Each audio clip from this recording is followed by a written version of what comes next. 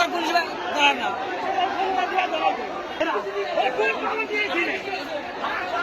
কিসের দিকে গেছেন আপনারা?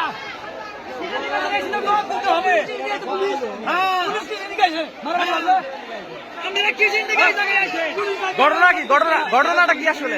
ঘটনা এই ভোট দিয়া পুলিশে কিচ্ছু হইতেছে না, পাবলিক ঘুরাঘুরি করে, পুলিশে কিচ্ছু হয় না, পুলিশে থামায় না।